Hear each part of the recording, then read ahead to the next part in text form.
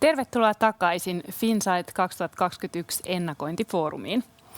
And now it's time to change into English. Our next speaker is the founder of SUAF, the School of International Futures.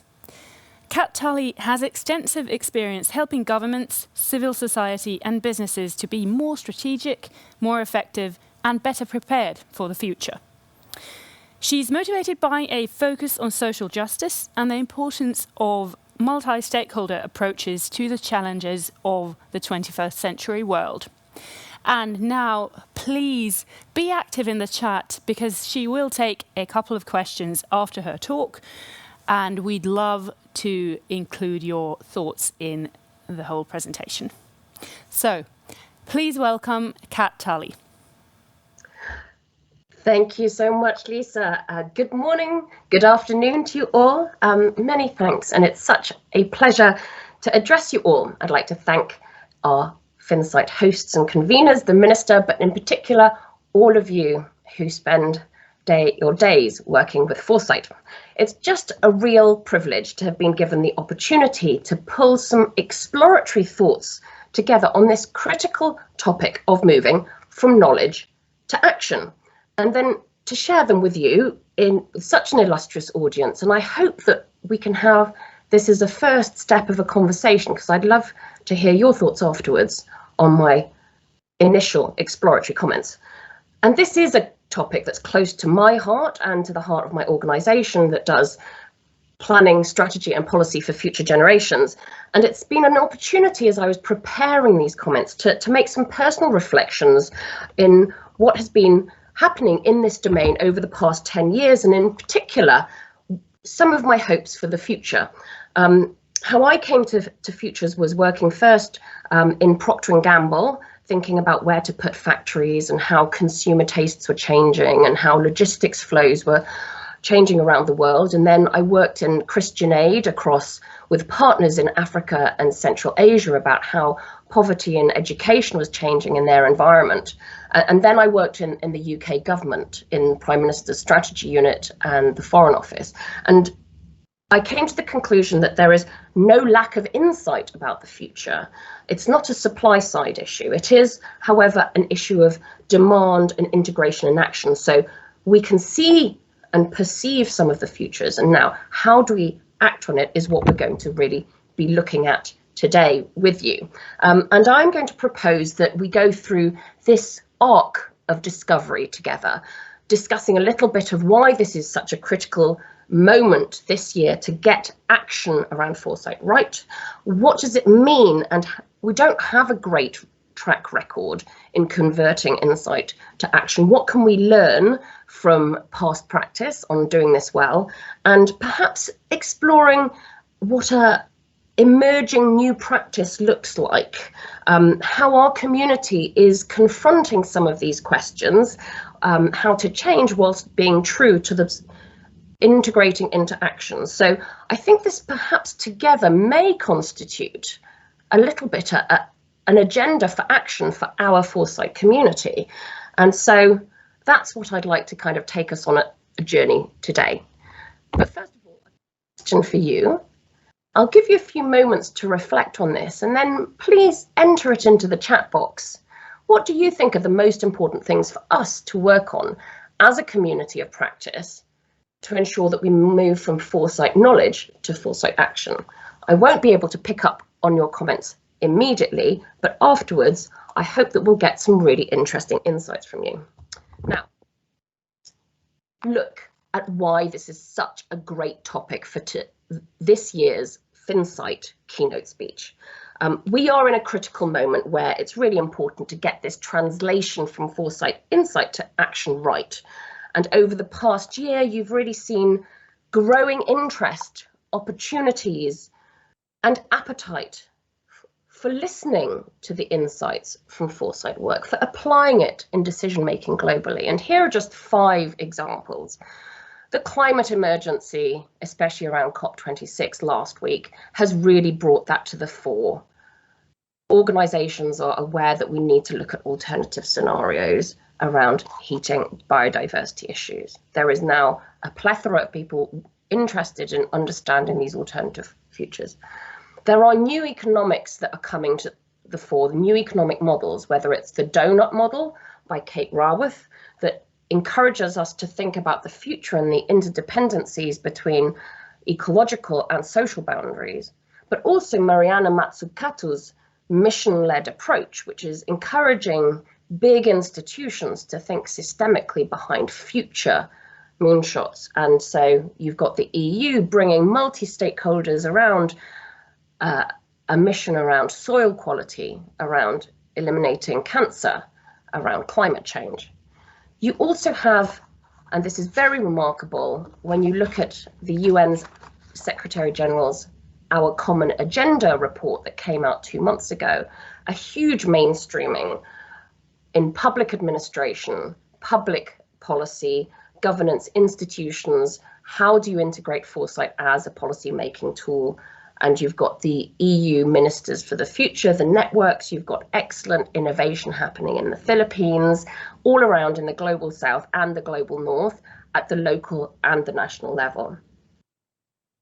You also see networked communities of practice who are working on particular issues, perhaps human rights, perhaps nuclear weapons, the fight against nuclear weapons, who have, a particular example we know is N-Square, who are trying to bring to the nuclear weapon conversation a new set of stakeholders that can look out to 2045 in order to change what is a very stuck conversation and closed conversation, open it up to confront the new risks that are facing that community today, the risks that face us all. And of course, we're seeing real interest in private sector, where you have Mark Carney, the former governor of the Bank of England, who just wrote the book about values, talking about private sector company leadership is no longer about maximizing profit. It's not just about preserving the status quo. We're now talking about private sector leaders being stewards for the future, driving public value and innovating new approaches. So these are all vehicles, programs and allies who are looking systematically at structured, looking for insight around evidence-based ways of engaging with alternative futures. It's a massive opportunity, right? But the scale and the speed of the opportunity is also a challenge, because we're looking to transform fundamentally how we globally make decisions for the longer term over the 2020s in order to confront the ecological crisis that we face. So the big question for us facing our community is, can we meet this opportunity and demonstrate value in the face of such a challenge? And we have always cracked that consistent and deep translation of long-term foresight research and insights into action. There are great examples of excellence, great projects, great units, great individuals, but it tends to be atomized, and the pendulum swing of good work goes up and then it goes back again. So consistently, there is an example that we've been able to signal and see changes occurring, but organizations have often failed to act on it, whether it's the Arab Spring or whether it's Kodak with the changes in its market. And I think the answer to that, how we get beyond that, is by not looking at foresight activity as futures literacy on the individual level, or a foresight project, or even the work of a foresight unit, but we need to, on level of analysis, needs to be the organization, the sector, and the system. So what can we learn from that? We were commissioned by the Government Office of Science in the UK to explore what are the kind of features of an effective government system, and what are the ingredients that we might draw upon and compare across 8 different countries. What works in these different countries? And we did that and rated them across 3 outcomes: activity across the ecosystem, impact at the systems level, and level of innovation. You'll be glad to hear that Finland came out extremely high indeed compared to all other countries, but there is still a lot more that we could learn. I think that's the most important thing to underline. And I think the key insights that we got three key insights, three layers of insights perhaps about how to institutionalize and get action from your foresight knowledge consistently. And one is that at the level of the foresight ecosystem, it's not enough to deliver quality supply of insights. You need to both have effective demand and docking points into decision making, and you need to curate and nurture the system. So individual abilities across different ministries are not as effective as when they're working together. Individual activities in the executive is not as effective as when it's supported with action in the legislature, in the parliament, or independent audit bodies, or with universities. Secondly, that when we intervene, and this is point 4 up here, it's not about a leader setting up a unit and then letting it go back. It's actually a multiplicity of events and programs, changing in behavior, connecting to financial decisions, connecting to risk processes, learning and development being incorporating foresight work, people being recognized for the work that they do. So there's a whole series of activities that need to be done. And in fact, we can learn from each other. So, for example, you can kind of hear and see what innovative other countries have been doing in that way and learn. But then I think that the interesting thing is the third layer is that you can, although you can learn from other countries, you also need to recognize the importance of the socio-cultural and geographic context in shaping the extent to which different countries, organizations think about the future. The Maoris have got in New Zealand that will influence the way that the government works. Similarly, having, being in the Straits of Malacca will influence why Singapore thinks it's so important to look at the long term. And also the government context matters. If you're in a divide, if an Anglophone, Francophone situation, polity like Canada, then foresight has been really brought to the fore because you need a very explicit conversation about the future between these different traditions. So this is part of why it's, you can really learn from other countries, but also be careful about the lessons that you learn as well. So the lessons I have mentioned and the interest that we've heard from the UN and all these different governments, private sector, to adopt and internalize and institutionalize foresight is an opportunity, but it gives us another dilemma, which is how then do we scale up foresight and bring it and institutionalize it to connect it to action and delivery and implementation, but without bureaucratizing it and losing the fact that at its core, foresight is about challenging power that enables the new future to emerge. So how is it that what might be ways that some of us as practitioners are beginning to wrestle and address this challenge? And I'm going to really share some four positive signs that I've seen that I think are really important about creating a foresight practice for action that still is radical and subversive. And here are the 4 things I'm going to go through, and I'm going to pick them up in turn, okay? Oops. Let's talk about the nature of evidence about the future. And I think there's 2 things to bring out here. So how do you evidence and surface different insights about the future and do it in an effective way, but also do it in a way that is plural?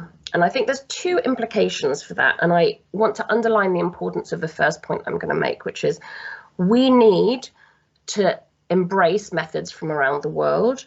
And we need, in a globalized world, our community must really connect our activity, our methods, our vocabulary, our worldviews and our tools to the communities within which we are doing our foresight and futures activity.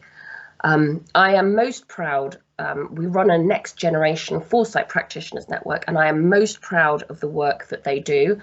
And half of them really are focusing on this point, which is how do you develop methods that connect to the communities that they serve, whether it's the Decolonizing Futures initiative by Pupil Bisht, or whether it's the Lotus framework by Pratiksha Singh, who that's a kind of framework for practitioners to reflect on their own heuristics that they're bringing in to a futures conversation, or whether it's Shri Minikon, who won the special award for foresight and peace building, and she's a Yorta Yorta woman, Aboriginal Australian. She's been using futures technique to look at peace building and conflict resolution mechanisms in a technology-enabled world in her community.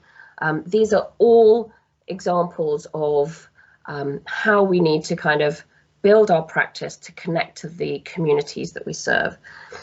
The other insight, I think, and the other implication is that we need to also focus on, when we work with organisations, to broaden their understanding of what evidence is valid and legitimate and effective. It's not easy, and it takes a lot of work. Because organisations, analytical communities and organisations and leaders can have quite a narrow view of what constitutes acceptable data. But helping organisations become reflexive about what they're choosing to use and not use and why, and our role in legitimising uncomfortable sources and methods of data collection is very important. And these points below are some of our insights from working with a technology government organisation who, to begin with, basically only validated the Gartner Hype Curve model as the only source of valid information about emerging technology for the future, and working with them to kind of reframe, change our understanding to go beyond the qualitative, quantitative evidence false dichotomy to really understand what that means. I think all this together points to an agenda for change that means how we can continue to build quality supply of insight, which is still integral to getting success. The second point that I wanted to make is around participation and networks. And as our understanding of evidence changes, and action, so we realise that participation is critical. Voice and agency from all part of the system that we're working with is critical to create action. And it's not just because that's how you get great quality insights. It's not that's a kind of means to an end. You know, the lived experience is much more valid insight around facts about the future. But it's not just, we shouldn't do just participative and network foresight because it's a critical basis for agency and governance, although it is the right thing to do. Nothing about us without us, for example, but also because if we want to translate our insights into action and change, we need to weave networks to create change, to face the challenges that we need. We need to weave allies and coalitions of early adopters in Horizon 1 to Horizon 3 to help, for example, the transition from a carbon to a post-carbon economy. Let me give you 3 examples of that. Bottom image, in the Paris Peace Forum discussing artificial intelligence governance. Normally, you have a panel of experts talking to an audience about what that means. We don't know what the right multilateral and local governance framework for AI should be. However, by bringing an artifact into the room, what you do is you enable 15-year-olds, you enable people from different parts of the world, you enable people with a health background to actually participate in a conversation because they have valid views of what they think is actually sparked off by that artifact. So experiential futures and artifacts to address, the power and the capture of experts to actually say, this is my input, is very important. Canterbury, the top left image. Canterbury in New Zealand is a health authority that was struggling with delivering effective health for its community. And so they did a big exercise where they created in a big container, literally an image, an experience of what the future hospital and engaging with health doctors would look like. And they put thousands of their frontline staff and their community through it. Now, interestingly, then the earthquake happened, and in 30 seconds, what they thought they had 15 years to prepare for happened. And Canterbury Health Authority responded much quicker and much better because they'd already rehearsed, if you like, that future. Finally, I'll bring you to a national strategy for the next generations, which is something in the UK where we are bringing together young people's voices looking out to 2045 about what the UK's role in the world should be and could be and what we should do. And that is really interesting because it's doing three different things. It's connecting Foresight into, I think, a community that is a real ally, which is the citizens' assemblies and the deliberative democracy communities. They are audiences and willing, interested people for the insights of Foresight work. It's also connecting Foresight conversations about the future by young people into UK decision-making processes with the integrated review, the cross-government planning mechanisms. And thirdly, it's also interestingly raising that it could be a model for thinking about how we're planning at national and local levels is we're actually developing strategies for the next generation. Now, my third observation that I've seen in terms of really interesting new practice by Foresight practitioners is around how they're connecting and supporting at the organisational and leadership level. We've already talked about that a little bit to begin with, but also what you're seeing is organisations actively beginning to build governance mechanisms in order to represent stakeholders, including over time. This is River Simple's example. Now, what's interesting, however, is that it's actually leaders who create change in organisations. And so the importance of connecting to leaders with our Foresight work is really interesting. And here are some ways that I've seen it done really well, apart from and beyond, working with leaders to kind of create a Foresight program and capability building transformational program, which we talked about earlier. Here are some bullet points that I won't go through, but I will bring out two things that I think are really important. One is two profound messages. What seems to work is when Foresight practitioners use their tools and their approaches and their theories and their understanding to help leaders understand two things. That one is that they internalize Jim Data's law, second law of the future, that a useful idea about the future must at first sight appear ridiculous. So helping leaders understand that actually discomfort and some of those ideas need to be leaned into, not against, is a very powerful insight. And then the other second powerful alliance between Foresight practitioners and leaders is when helping to make that change before the crisis happens. Sign of a leader being able to kind of move and address and lean into the future before the crisis and the shock forces them to do that. And I think a really interesting example of that is DSM and Sebejma, their CEO, who 10 years ago led the transformation of the company from a plastics towards a nutrition and sustainable living company.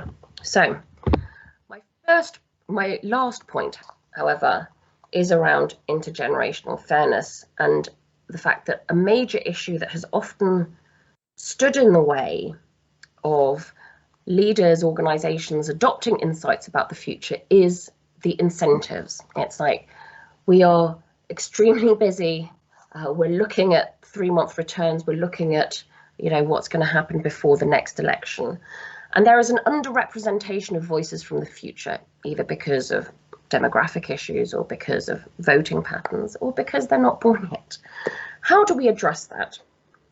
And this intergenerational fairness assessment tool is something that we've developed, and we've seen a major interest in. Developed it in Portugal, where there is a serious intergenerational fairness issue, and they identified two problems that they wanted solving. This is the foundation and government that we're working with.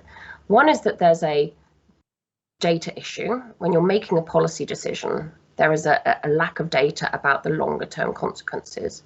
And secondly, when you're making a policy, there is a constituency problem. There is nobody to pick up the phone and ring and talk to you and say, what about my interests?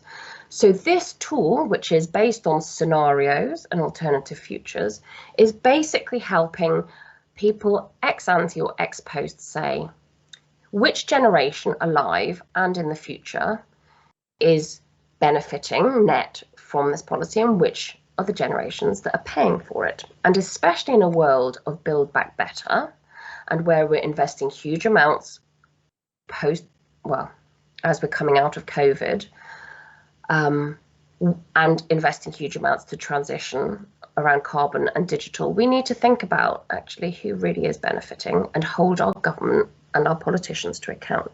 There is a future check that we're doing with Parliament, but importantly, the interesting thing, and we're seeing this at the EU level, is that it has the potential for creating a new conversation around intergenerational solidarity that I really believe futures practitioners can tap into.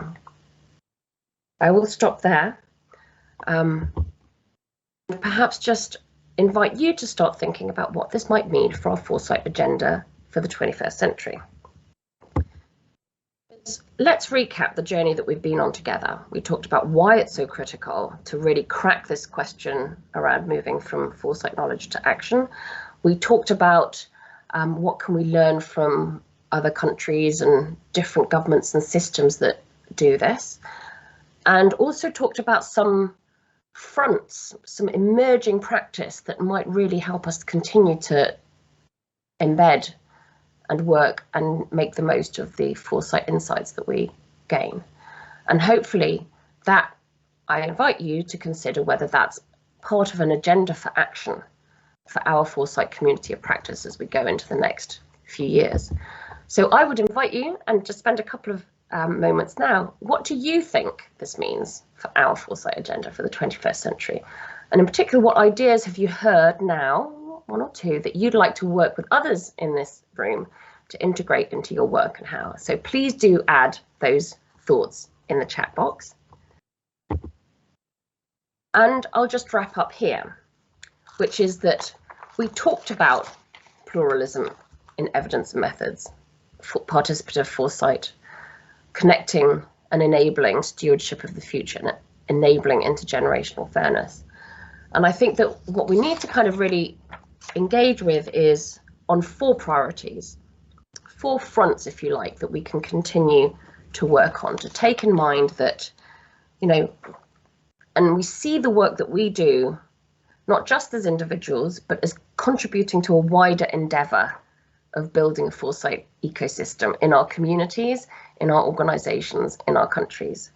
That we have work as we're creating transformational change to know how to weave networks and coalitions of change to kind of bring together those early adopters in our communities to drive change. And that's how we translate into action. And really, I think to advocate for foresight as a critical skill and capability for a democracy fit for purpose for the 21st century that is both representative and deliberative, that both enables institutions to have longer term perspectives and also enables communities to work with leaders around their common futures. And finally, just recognise that with all this work, we need to continue to focus on it because there is a constant pressure to revert to the short term. So it needs focus, it needs energy, and it needs work. And I think at this point, I know that you've all been doing very interesting work in your organisations that I look forward to hearing about how this resonates with some of the experiences that you've had. And I look forward to continuing to build this agenda for change for our community of practice. At this point, I leave you with one final provocation. You don't need to write this down, but what one commitment will you make today from what we've heard? And I will stop there. Thank you very much. Thank you so much, Kat Tully, for that talk. And you have certainly set the chat box buzzing. So let's take a few audience questions from there for you. The first one is, really fitting for our event even today and the time that we are living in. Are we entering an era of hybrid revolutions? What sort of thoughts does that conjure up for you? Hybrid revolutions, yes, I think that we are in turbulent times. I think a lot of our old ways of framing and understanding the world and vocabulary and it is perhaps being challenged. So we are absolutely in a world where there is opportunity as well as risk and uncertainty. And that is, whether you're working in your community, whether that's if you're in the environmental space. So absolutely, we are in a world of hybrid revolutions. I feel that there's a kind of perhaps term of art that I'm not getting there, but it's a great term anyway. Super evocative, or somehow conjures up various futuristic images or science fiction even ones. Next one is historical ones as well, right? It certainly kind of taps into questions of a sentiment that people feel that their kind of human systems, policy systems, governance systems aren't sufficient, and that we need to kind of imagine and create new ones. That's for sure, and that feels absolutely right. Definitely. Then going to communications, perhaps. How would you say that we could improve the accessibility of knowledge and foresight knowledge, possibly for all? How can we actually communicate all this better to get more different groups on board and possibly even break a few sort of bubbles, if you can say that? Yeah, absolutely. I mean, it's a great question, and it's an issue that we all wrestle with, that's for sure. Certainly, I do believe that the experiential, the artifact, is very powerful. As they say, a picture, an item speaks 1,000 words. And it's about often connecting into that emotional side to kind of understand that these futures may exist. Stuart Candy and Daniel from CERN at Geneva, they met at an event that we organised, and they went off and they did something really interesting, which I think was for the International Red Cross, designed a humanity suit. Now, there's huge amounts of changes that are going to happen to the humanitarian sector. Governance changes, what the role of a humanitarian worker looks like, the capabilities they're going to need, the kind of risks they're going to face are all very different. And they got someone to walk around in a humanity suit. So it wasn't even called a humanitarian suit. It was changed the name in order to kind of reflect the changed role of a humanitarian worker in the future. And all the, capabilities were different. Now, someone who works in finance, someone who works in, people don't know foresight. They come from the kind of field offices in Congo. They come from doing delivery work, but they can kind of see that artifact and they're like, oh, so that's what my kind of role might look like 10, 15 years in the future. So it has that kind of immediacy and action that I think is very, very powerful. And no amount of words or reports can ever communicate that. Artifacts from the future is certainly a very interesting topic, and we might be seeing something relating to that in the Finnish foresight community in the near future. What do you think about creating a common desired vision for the future? Do you think that's actually possible for at least the majority of us kind of agreeing on what we are hoping would be a desired future? So fundamentally, I think that's the business of politics. Yeah, a community coming together to explore the different changes that are happening, facing them, and how to respond. It is an act of political empowerment. So do I think it's possible? Yes, we've seen that happen in lots of different situations. I don't think necessarily we need to kind of come to a final agreed, very, very concrete and clear, granular outcome, but certainly have the broad brushes to outline what the possibilities are is very important. And that's whether it's a community at a local level. I'm here, we've been doing this, for example, in Lambeth, it was a small borough of London, working with a particular community, looking at the future of what it looks like for young people to be healthy. And absolutely, you can kind of have a conversation about mental health with young people and what that desired future looks like. And it's not about, being very, very specific, but it is about kind of identifying desired direction of travel, but also being prepared for some of the shocks and the issues that might happen on the way. You really interesting thoughts on that and kind of a hopeful vision for where we are actually headed at. Thank you, Kat. I think this is all we have time for today. Wish we could have had you here with us, but perhaps the next time. Thank you so much and greetings to London.